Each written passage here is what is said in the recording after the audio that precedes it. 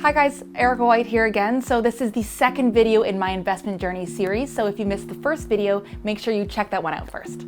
So from the first video, you will know that I'm starting my investment journey with £1,000 using Charles Stanley Direct, which is a do-it-yourself online investment platform.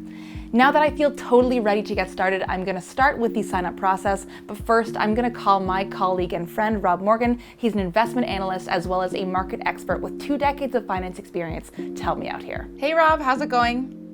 Hey Erica, how you doing? Thank you so much for chatting with me. So I just started my onboarding process with Charles Stanley Direct, and already, honestly, I'm feeling a little bit overwhelmed. So the options I have here are for an account, and I don't even know which one I need. Can you walk me through the options here? Sure. Yeah, in terms of how you hold your investments, there's a couple of options.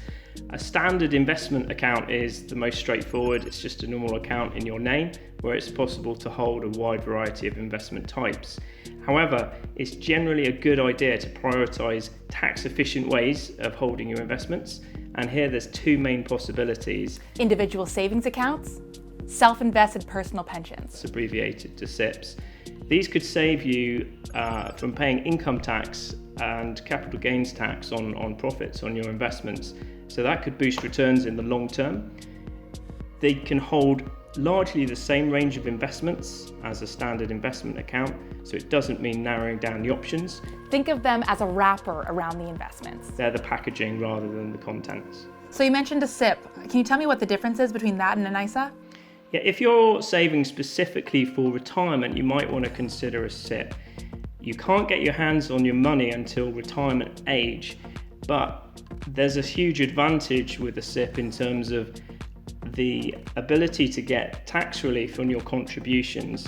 So for a lot of people, it's a more tax efficient way of saving. But if you're saving for shorter term needs, i.e. before retirement, then an ISA could be a better starting point for you. Tax efficient, I like the sounds of that. Can you tell me a little bit more about the ISA? So it's basically an account where you can hold a wide variety of assets. You can access your money at any time, which you can't with a SIP. So they're suitable for a variety of needs, so short, medium and longer term. There's also a junior ISA for children with a lower annual allowance, but the tax benefits are the same as an adult ISA.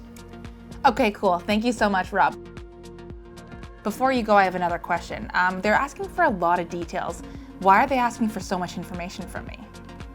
Yes, that information is required by all investment service providers to safeguard investors, and you'll probably need to provide that wherever you choose to invest. Don't worry though, once you've provided all the information, then the rest of the process is really straightforward. Awesome. Thank you so much, Rob. You might be hearing from me later, so don't go anywhere. Okay, no problem.